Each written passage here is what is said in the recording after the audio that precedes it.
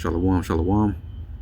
First and foremost, before I get started, I'd like to give all praises, honor, and glory to Yahweh Bahashim, Yahushai Bahashim, Bracha HaKodash. Double honors to the apostles and the elders of Great Millstone who taught me this truth and rule well. Peace and blessings unto the hopeful elect, pushing his word throughout the four corners of the earth in truth, righteousness, and sincerity. To you, I say shalom. This is the brother Yeshaya coming at you again through the spirit and power of Yahweh Bahashim Yahushai, back with another video. This one I'm going to entitle it False Messengers Giving a False Message. Okay? False messengers giving a false message. And mainly talking about these other camps, man, because when it comes to the topics of prophecy, when it comes to the topics of certain points, the MOTB, the name of Yahweh and Yahushai, you know, the whole grape doctrine, a lot of different points, you know, that is talked about in the scriptures, right? These people would like to say, or would like to give a different breakdown to these things, right? Or even that, you know, Russia is a part of the beast, right? You know, heard that breakdown, but it's not right. It's not sound doctrine, right? It's a wrong message, and ultimately, the way they carry themselves, you know, in this lofty type of mirth type of spirit, to where over here having these Passovers is not, that ain't no as the scriptures talk about, it has to be a solemn assembly, but they're out here, you know, partying, having rap battles, beauty pageants, or whatever you call them, fashion shows, you know. That's not the right spirit to be in. That gives off a spirit of prosperity, a spirit of loftiness, a spirit of mirth, right? That doesn't give a spirit of haste and getting up out of here, right? That's the whole point of this truth, is to get yourself ready and prepare yourself for the day of the Lord, the terrible day of Yahweh Bahashim Yahushai, right? So the message that they're pushing, man, is not right. Is not sound doctrine, man. Right? It's not the right message that the Most High intended to be pushed out here. Now we understand, you know, we live in the last days. You know, there's going to be adversity to this truth. There's going to be scoffers, mockers. You know, those who are walking in their own lust. Those, you know, after vainglory, after monetary gain, right?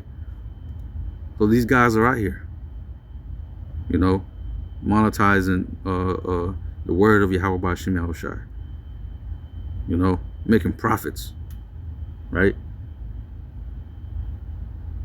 But at the same time, they're out here trimming the gospel. The scriptures talk about why trim thy ways to seek love, and that's what you see all these other camps trying to do, man. Going overseas and just doing all these theatrics, man, to try to gain more publicity, gain more clout, gain more members, gain more money, right? At the same time, breaking the scriptures down wrong, saying that MOTB is not the microchip, saying you can call on the names, saying that you can call the Most High and His Son any kind of name. Right? Motherfuckers out here saying, we have a nigger God. Like, yo, what kind of bullshit is this, man? See, but these are people's mouths who must be stopped, as it says in the scriptures, man. These dudes' mouths have to be stopped, man. And they will soon enough. Prophecy is going to make sure of that. The Most High is going to make sure of that.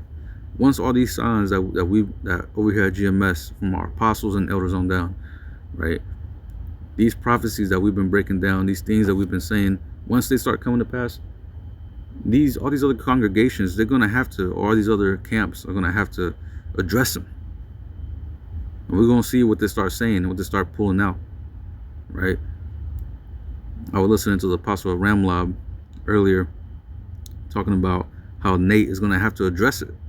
And just watch him kind of skate around the topic and try to say that, oh, he's always been saying, that the chip, it was a mic, the mark of the beast, and what I'm saying, and I always knew the names of Yahweh and Yahweh Shai, and all this madness, man, right? Or all these things, all these topics that he deviated from, or he deviated at, and taught his congregation otherwise. But then he's gonna come around and say, "Oh, I've always known." Then why'd you teach that? Why'd you teach the other bullshit then? Right? But again, these are messengers, false messengers, giving a false message. Right? Now, I want to start off with Habakkuk 2 and verse 1. It says, "I will stand upon my watch and set me upon the tower, and will watch to see what he was saying to me, and what I shall answer when I am reproved." Right? So a watchman, what do? They watch over the tower. They're upon the tower, and they're watching, ready to blow the trumpet, in case anything or whatever happens, right? To give warning down to the people, to the city. But it says in verse 2, "And Yahweh answered me and said, Write the vision and make it plain upon tables, that he may run that readeth it." Right? So the message has to be written plainly. Plain. And the message is plain. But these other guys are adding. Right? Because again, they weren't given the message. Right?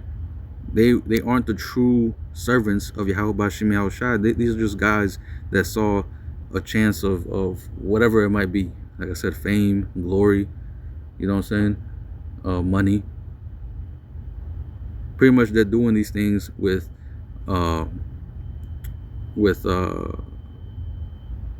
insincere,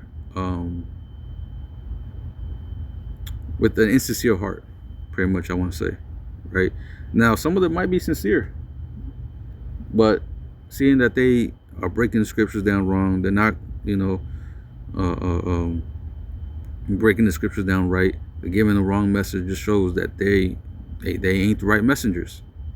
They're false messengers. But I'm gonna read this in the NLT.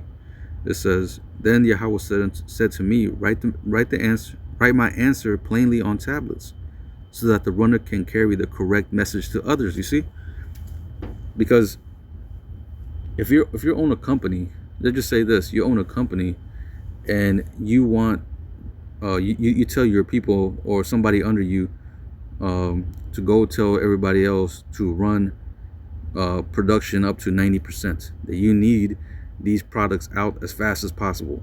But then the person under you, your underling, goes and tells the rest of the people, "Oh, you got to run at 50%. What are you gonna do, man? That dude's gonna be fired. He fucked up your schedule. He fucked up your money. Your business now is gonna have to deal with certain backlash, because now the customer is gonna be upset that you didn't deliver in a timely fashion, and all this and that." Right? So hey, how much more with this truth? How much more unto Yahweh Bashim Yahweh Shai? Right? For the souls of men, the souls of the women, children, men, women, and children of the nation of Israel. So you gotta understand, these other camps, man, they're playing with souls, man. They're playing with your souls. They're gambling. Right? And they're about to lose everything. Right? That's why it's important to get up from under them as fast as you can, if the spirit is on you. Because we understand, 2/3 are going to be, caught up in this mess. They're going to be caught up with their lies, their gimmicks, because that's what they attract. That's the reason why they do that, because they want everybody to come and join. But this ain't meant for everybody. It's only meant for the elect. The word the word alone is enough to gather the elect. Right? But anyway, I want to get this 1 Corinthians, just to add to this point, to Habakkuk. This is 1 Corinthians 14 and verse 8. It says, "For if the trumpet give an uncertain sound, who shall prepare himself to the battle?" As a matter of fact, I'll start at 7.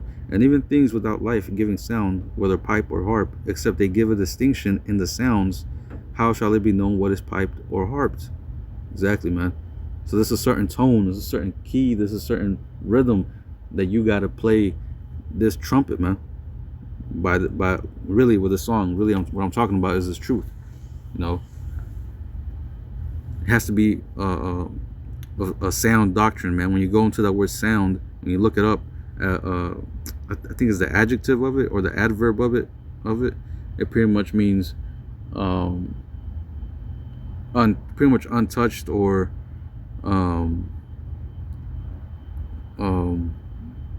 without any. As a matter of fact, let me look it up, because I looked it up before.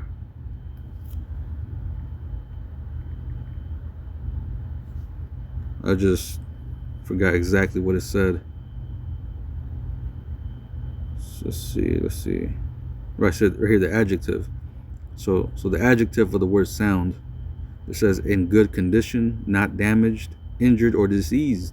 Exactly, man. We're giving you the proper understanding of the scriptures, right? Undamaged. So it says based on reason, sense, or judgment, right? Proper judgment.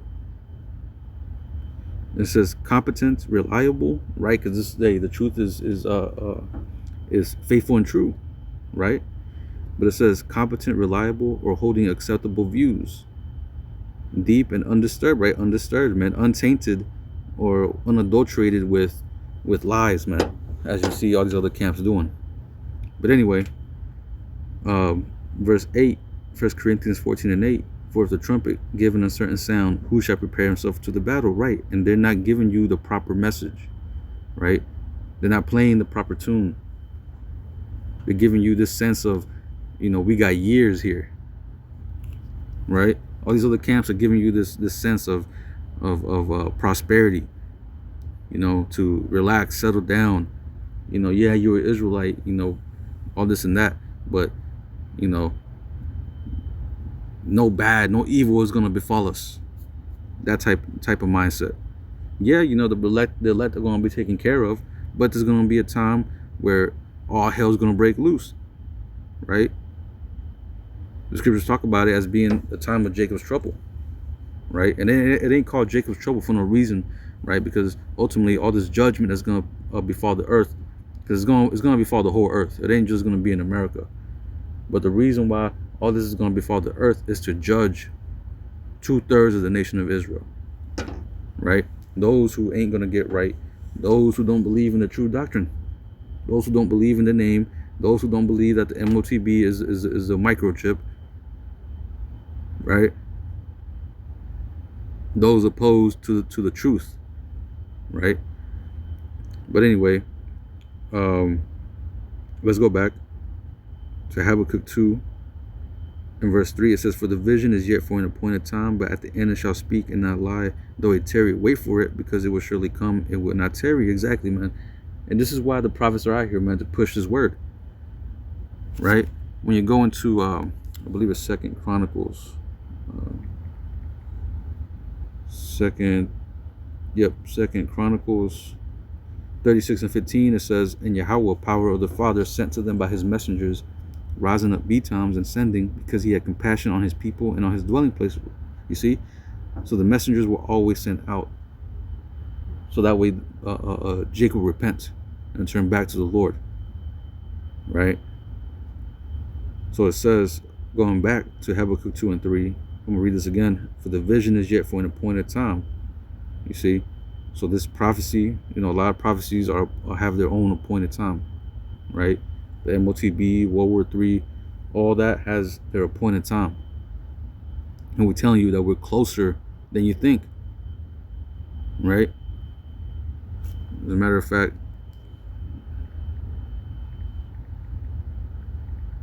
because we talk about, they talk about how prophets are doom and gloom, but we also talk about salvation, man, to our people, not to the whole world, But it says Romans 13:11, and that knowing the time, that now it is high time to awake out of sleep. And that's what we're telling our people, man. Now's the time to wake up, man. Snap out of that, docile, trying to establish yourself here in America spirit, this mirth type of spirit. The scripture's talking about it's better to be in the house of mourning than the house of mirth. Because what happens, man? You out here, what happened in the time of Noah? Everybody was in the house of mirth. Everybody was out here chilling, partying, marrying, giving into marriage, eating, drinking. But what happened to them? They all got swept away by that flood. In the same way, people are going to be swept away, but there'll be some other destruction, the fire. Right? But it says, Romans 13 and 11, and that now, knowing the time, that now it is high time to awake out of sleep, for now is our salvation nearer than when we believed. Right, man? We're close, man. We're at the end of this thing. We're at the end of this thing. America's going down. America's over. We're seeing it, man. We're watching the collapse of an empire. I understand that ultimately it's the Most High put blinders on these people. But every time I marvel at how dumb these people are, how blind these people are. Ultimately, that's the power of Yahweh Shem Shai. You know what I'm saying? He wanted them blind, right? But the point being, right, going back to Habakkuk 2 and 3, for the vision is yet for an appointed time, but at the end it shall speak and not lie. Though it tarry, wait for it, because it will surely come. It will not tarry, right? It's not going to tarry, right? That's why the message and the messengers, that's why the messengers got to carry the correct message, man, because it's time sensitive, right? Because when you read verse 2 in the NLT, I'm going to read it again. Then Yahweh said unto me, write my answer plainly on tablets, so that a runner can carry the correct message to others, right? Because this message has to be, pushed out. And of course, and it ain't going to be until the elect are sealed, until all hell breaks loose and America falls, and everything that is written in the book of Revelation and in the scriptures, and throughout all the scriptures, really talking about the fall of America, the fall of this empire, Babylon the Great. It ain't going to be until this word is pushed throughout the four corners of the earth that the end will come, right? But in order for the elect to be sealed, the right message has to be carried out, right? The truth, unadulterated, untampered with, right? The true truth. But let me see. Let's get from here. Let's get Jeremiah. Okay, this is essentially what the leadership of all these other camps is doing. Jeremiah 6 and 13. It says, for from the least of them, even unto the greatest of them, every one is given to covetousness. And from the prophet, even unto the priest, every one dealeth falsely. Right? So all these guys that call themselves priests, prophets, they're dealing falsely, man. They're dealing with the people falsely. Like I said, they're giving the people the how should I say it?